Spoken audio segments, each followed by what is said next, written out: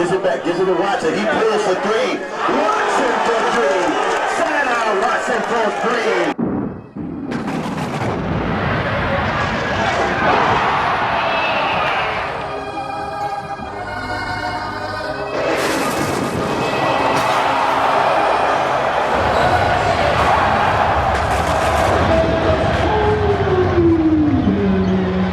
The 36th annual Baker League All-Star Game took place today at Temple University's McGonigal Hall.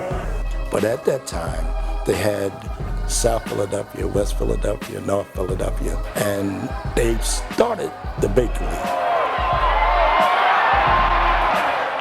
Yeah, the Baker League started in 1960, and the reason it started was because we were considered professionals, and we couldn't play any varsity league, so we got Jacobs, and then we started our own league.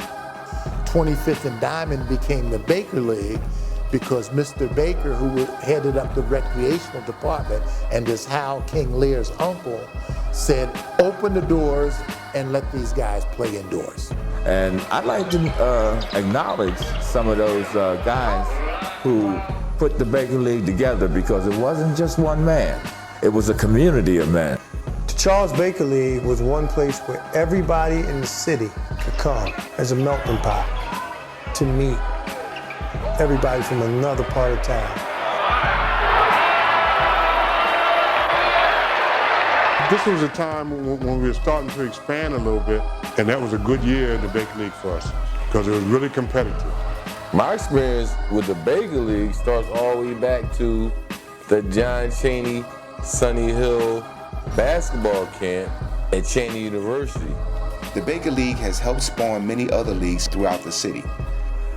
He implemented the 8th and Diamond Basketball League. He worked for the Department of Rec and kind of put it together. And If you play summer league ball, you play in the top league, you might have a game the night at 15 Susquehanna, tomorrow night you at 33rd Street. You know, the following night you down 48 from Brown down Mill Creek. So. The Mecca of basketball is Philadelphia. Philadelphia is a city of pioneers. You got the guy who invented the jump shot, Paul Arison. You got a guy who was one of the first with the so-called Eurostep, Louis Lord. That kid's gonna make you disappear. You'd be there and he'd be gone. He did make you disappear, so to speak. The pro has so many moves. You go there, he go left, you go right, he leave you there standing there. I can say this because I was there. I saw near steal the crowd from Earl Monroe in a Baker League game. I told Claude one night, I said, Claude, you want me to hit you with a tee before the game? You want me to, let's get it over with now. We were in McGonigal, but you might get a whole 2,000, 3,000 people to come see a summer league game back then. But back in those days, you know, the Hill League was it. One, you only had like 6 teams.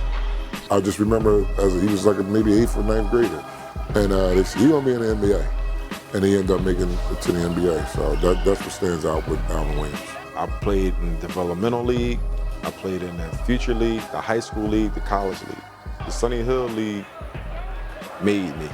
You know, the Baker League games were always after the Sunny Hill games. And the guys from Temple University used to come down there and watch it and check us out because we used to play in their gym in McGonigal Hall.